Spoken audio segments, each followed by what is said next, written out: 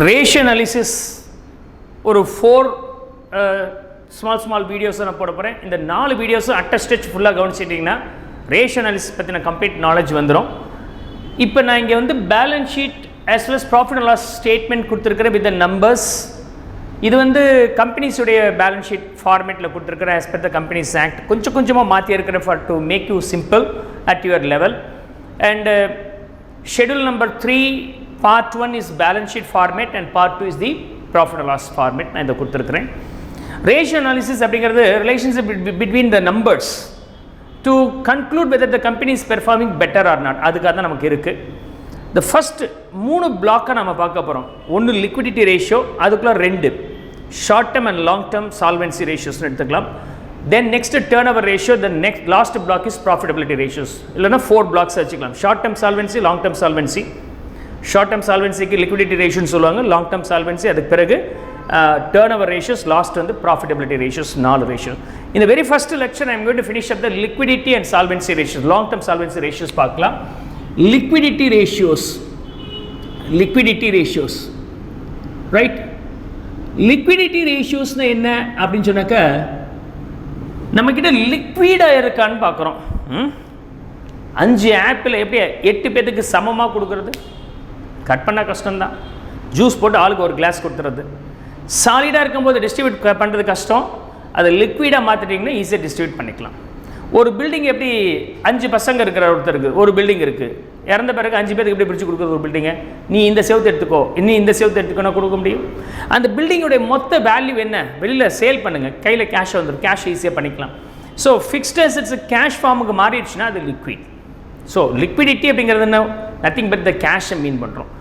So liquidity ரேஷியோனா short term 1 இயர்க்குள்ளார matter of 1 month or 2 months லேட்டர்னா கடன் அடைக்க வேண்டிய மாதிரி இருந்தால் அந்த பணத்தை, அந்த ரெக்குயர்மெண்ட்டு என்கிட்ட அடைக்கிறதுக்கு கையில் பணம் இருக்கா? 1 இயர்க்குள்ளார கொடுக்க வேண்டிய பணம் அப்படின்னு சொன்னாக்கா லைபிலிட்டிஸில் ஈக்விட்டி அண்ட் லைபிலிட்டிஸில் வந்து share holders funds, non current liabilities and current liabilities 3 பிளாக்காக பிரிச்சிருக்கிறோம். Share holders funds, non current liabilities, current liabilities 3 பிளாக். ஸோ பேலன்ஸ் ஷீட்டில் share holders funds, non current liabilities, current liabilities. அசெட்டில் 2 பிளாக்காக பிரிச்சிருக்கிறோம், non current assets and current assets. இது ஓனருடைய fund. இது வந்து இப்போ அடைக்க வேண்டிய அவசியம் இல்லை, கடன் வாங்கியிருக்கிறோம், ரொம்ப நாளைக்கு அப்புறம் 1 இயருக்கு பிறகு அடைக்கலாம். இதுவும் கடன் தான், மேட்டர் ஆஃப் 1 இயர்க்குள்ளார அடைக்க வேண்டியது. அசெட் சேல் அதே மாதிரி நான் கரண்ட் அசெட்ஸ். இது இப்போதைக்கு விற்க போகிறதில்ல, அதை வச்சு தான் சம்பாதிக்கவே போகிறேன் அப்படிங்கிறது நான் கரண்ட் அசெட்ஸ். கரண்ட் அசெட்ஸ் வந்து ரொட்டேட் ஆகிட்டே இருக்கும், வெளியே போகும், பணம் வரும். ஸ்டாக் சேல் பண்ணால் பணம் வருது, திரும்ப ஸ்டாக் வாங்குற இப்படி ரொட்டேட் பண்ணிட்டு இருக்கிறது இது. ஸோ இதில் இருக்கிறதுலையுமே கையில் கேஷாக மாறும், திரும்பவும் ஸ்டாக்காக மாறும், இப்படி மாறிட்டே இருக்கிறது இது. இதில் இருக்கிறதெல்லாம் மேட்டர் ஆஃப் 1 இயர்க்குள்ளார கையில் கேஷாக மாறிடும். இதெல்லாம் மேட்டர் ஆஃப் 1 இயர்க்குள்ளார நான் அடைச்சாகணும். இதை அடைக்கிறது கையில் பணம் இருக்கா, லிக்விடாக இருக்கா? லிக்விட்னா கேஷை மீன் பண்ணுறோம், இல்லை இந்த மாதிரி நம்ம மீன் பண்ணுறோம். இதில் வந்து பார்த்திங்கன்னா 2 ரேஷியோஸ் நம்ம பார்க்க போகிறோம். ஒன்று கரண்ட் ரேஷியோ அப்படிங்கிறது என்னென்னா, இந்த ஷார்ட் பீரியட்குள்ளார, அதாவது 1 இயர்க்குள்ளார நம்ம அடைக்க வேண்டியது என்ன? இதில் 3 பிளாக்கில் இந்த பிளாக் தான் 1 இயர்க்குள்ளார அடைக்க வேண்டியது இருக்குது. என்னது? Current liabilities. அதை அடைக்கிறதுக்கு 1 இயர்க்குள்ளார கையில் கிடைக்கிற பணம் எது? Current assets. இதை வச்சு இதை அடைக்க முடியுதா அப்படின்னு நம்ம பார்க்க போகிறோம். அந்த ரிலேஷன்ஷிப்பை தான் கரண்ட் ரேஷியோ சொல்கிறோம். இதுக்கு ஃபார்முலா வந்து current assets by current liabilities. ரொம்ப simple, current assets by current liabilities. I hope so you could now understand this formula. ஏன் இந்த ஃபார்முலாவை நம்ம யூஸ் பண்ணுறோம் அப்படிங்கிறது நீங்கள் தெரிஞ்சுக்கலாம், ரைட்? அப்போ கரண்ட் அசெட்ஸில் என்னென்ன வரும்? Current investment, inventory stock, trade receivables, அதாவது டெட்டார்ஸ் அண்ட் பில்ஸ் ரிசீவபிள் ரெண்டும் சேர்த்து நம்ம ட்ரேட் ரிசீவபிள்ஸ் சொல்கிறோம். கேஷ் அண்ட் கேஷ் ஈக்குவலன்ட்ஸ்னால் very very short period investment can be converted into cash matter of ஒரு 1 week or 10 days வந்துடும்.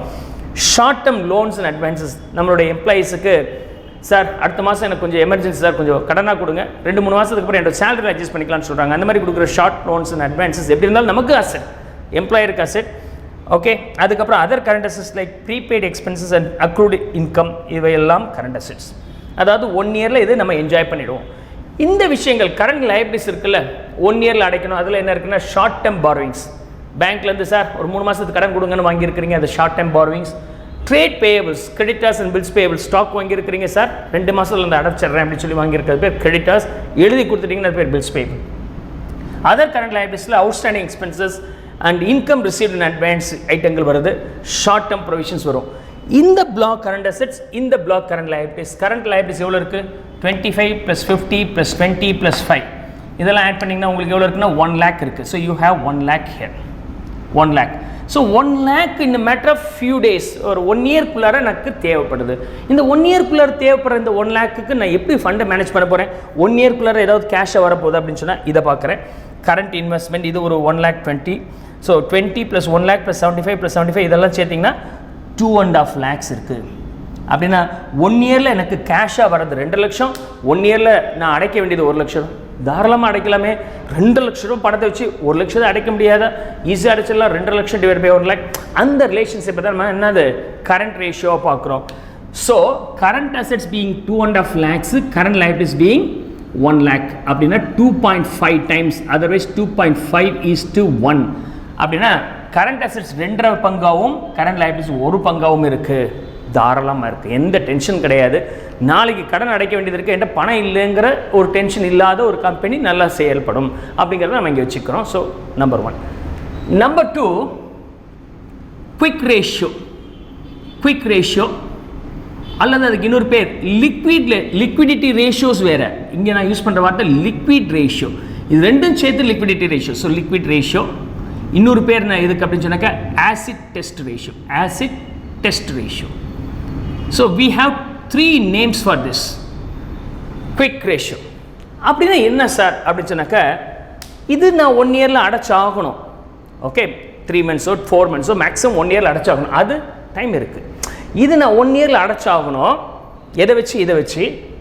கரண்ட் இன்வெஸ்ட்மெண்ட்டை இன்வெஸ்ட் பண்ணி வச்சிருக்கிறேன். பேங்க்கில் இன்வெஸ்ட் பண்ணும்போது நான் எனக்கு பணம் வேணும்னா வித்ட்ரா பண்ணிவிடுவேன்னு சொன்னேன். ஓகே, நான் அக்செப்ட் பண்ணியிருக்கிறாங்க. அப்படி இருக்கிறது பேர் கரண்ட் இன்வெஸ்ட்மெண்ட். அப்படி இருக்கிறது current investment.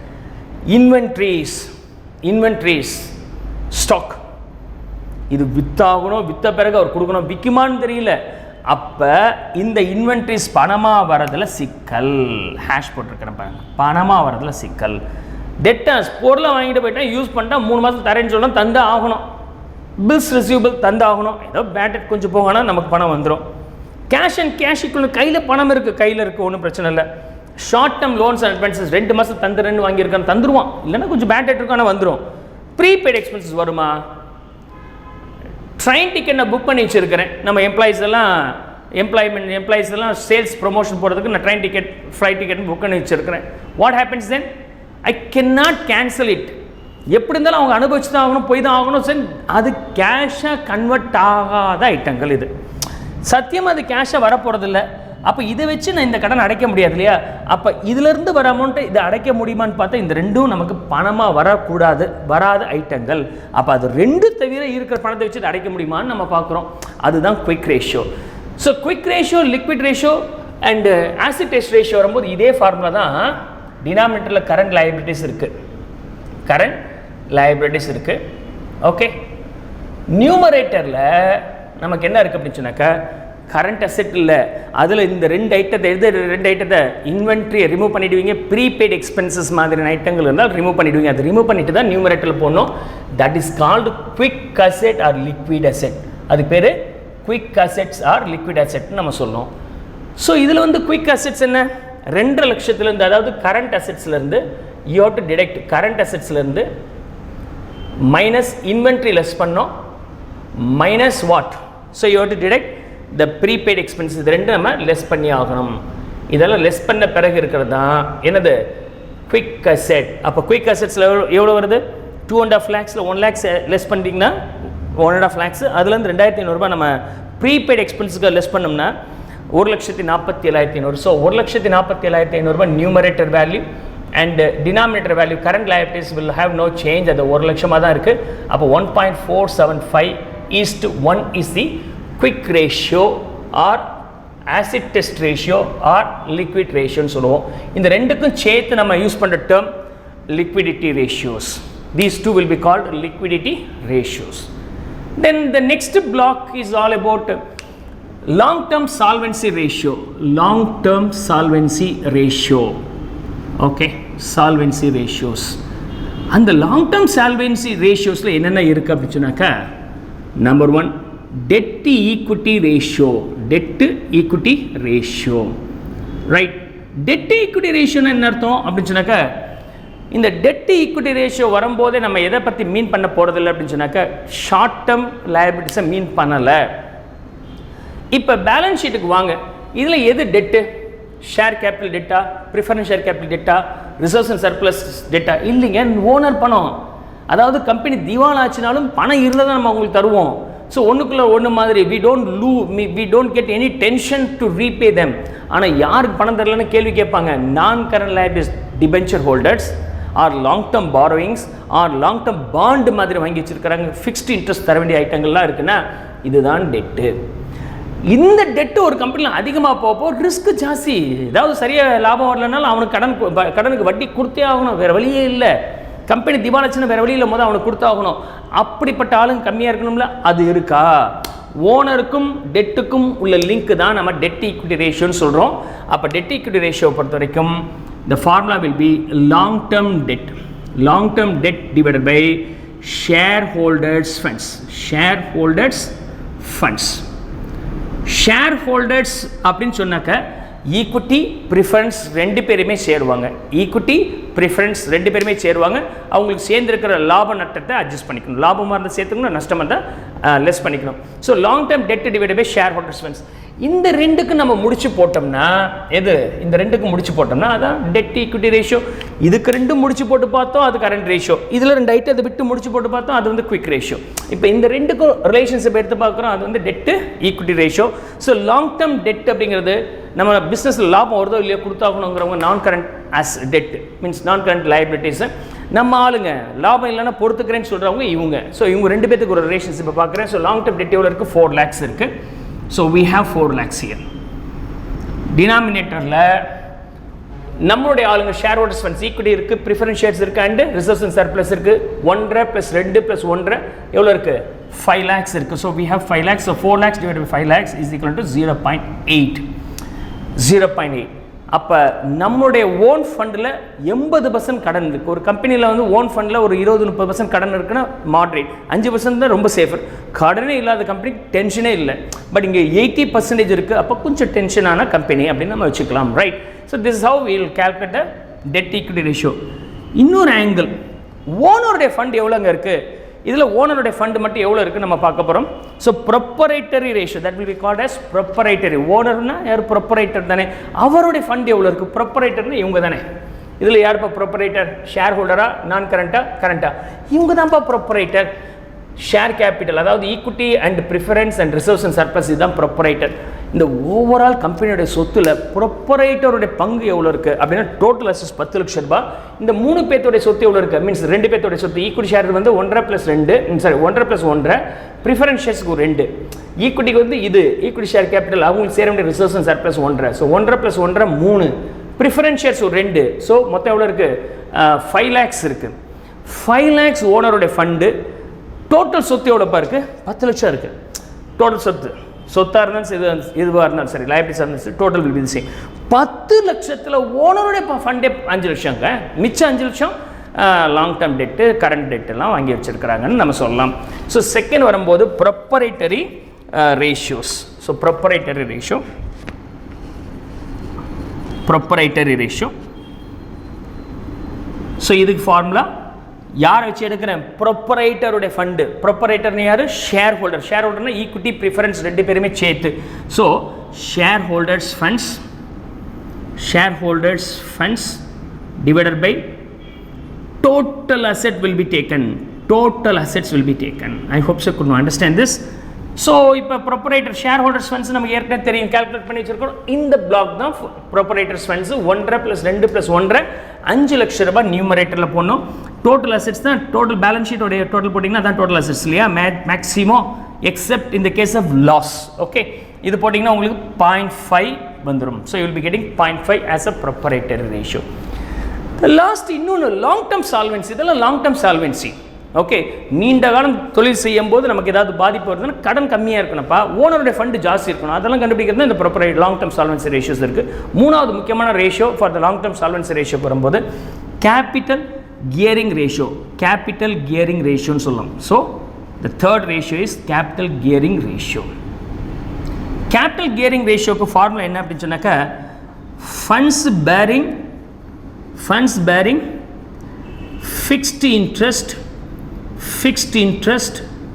or fixed dividend. இவங்க நியூமரேட்டரில் இருக்கணும். Fixed interest bearing securities numerator divided by shareholders funds.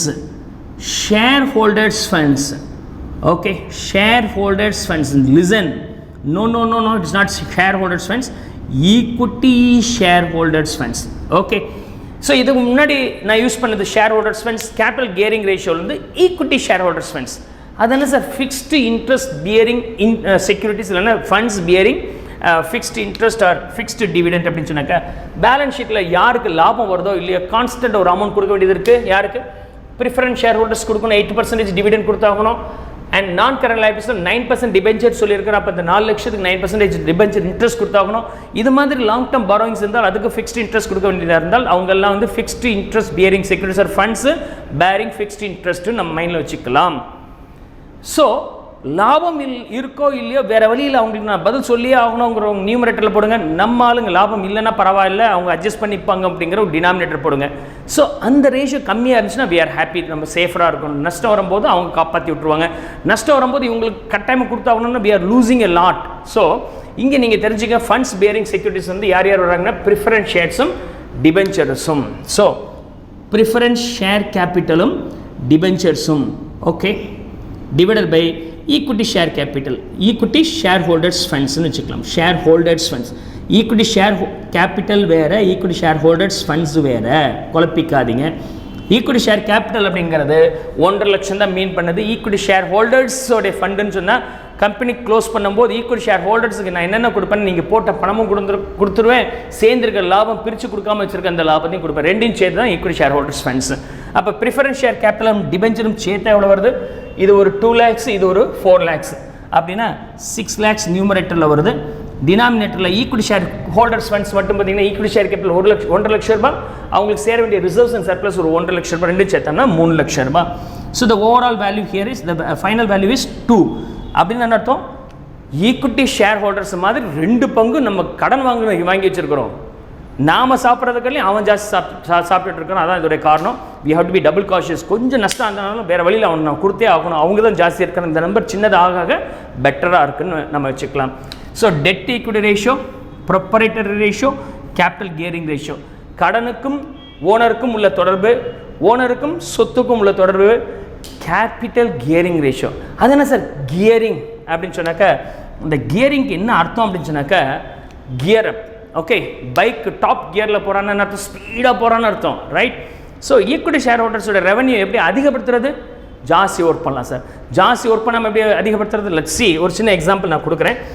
1000 ரூபாய் முதல் போட்டால் ஒரு தொழிலில் 100 ரூபாய் சம்பாதிக்க முடியும். 1000 ரூபாய் முதல் போட்டால் 100 ரூபாய் சம்பாதிக்க முடியும். அப்போ நான் ஒரு 1000 ரூபாய் போட்டு 100 ரூபாய் சம்பாதிச்சேன்னா எனக்கு எவ்வளோ % ரிட்டர்ன் கிடைக்குது? 10% ரிட்டர்ன் கிடைக்குது. So being the owner, for my investment of 1000 I am getting 100 na 10% என்ன கிடைக்குது. So 100 divided by 1000 I am getting 10%, right? Suppose இதை பார்த்துட்டு இருக்கிற நண்பர் வந்தார், சார் நான் ஒரு 1000 ரூபாய் கொடுக்குறேன், அந்த அமௌண்ட்டையும் போட்டு பிஸ்னஸ் பண்ணி கொடு, எனக்கு 10 வேண்டாம் 5% கொடு அப்படின்னா சௌரியமாக போச்சு. அவன் 1000 ரூபாய், ஏன் 1000 ரூபாய், அவன் 1000 ரூபாய், ஏன் 1000 ரூபாய், ரெண்டும் சேர்த்து நான் 2000 ரூபாய் போட்டிருக்கிறேன். அவனுடைய 1000 ரூபாய் அதில் சேர்ந்துருக்கு. In this 2000 rupees I borrowed the 1000 rupees from him. இது யாருது? டெட்டு. என்னுடைய பணம் எவ்வளோ இருக்குது? 1000 ரூபாய் இருக்குது. ஸோ நான் வச்சிருக்கிற 1000 ரூபாவும் ஈக்குட்டி, என்னுடைய பணம் ஈக்குட்டி, அவன் எனக்கு கொடுத்தா டெட்டு ஒரு 1000 ரூபாய் சேர்த்து நம்ம கிட்ட எவ்வளோ இருக்குது? 2000 ரூபாய் இருக்குது. இந்த 2000 ரூபாய் தொழிலில் போட்டால் அந்த தொழில் எனக்கு நியாயமாக ஒரு 10% ரிட்டர்ன் கொடுக்கும். எவ்வளோ கிடைக்குது? 200 ரூபாய் கிடைக்குது. இந்த 200 ரூபாவில் டிபெஞ்சர் ஹோல்டர்ஸுக்கு என் ஃப்ரெண்டுக்கு நான் எவ்வளோ கொடுக்கணும்? 5% தரேன்னு பேசியிருக்கிறேன். எவ்வளோ தரேன்னு பேசியிருக்கிறேன்? 5% தரேன்னு பேசியிருக்கிறேன். அப்போ இந்த 1000 5% போட்டால் எவ்வளோ வருது? 50 rupees நான் அவனுக்கு தந்துடுவேன். அப்போ 200 ரூபாயில் 50 ரூபா போச்சுன்னா மிச்சம் 150 ரூபா யாருக்கு?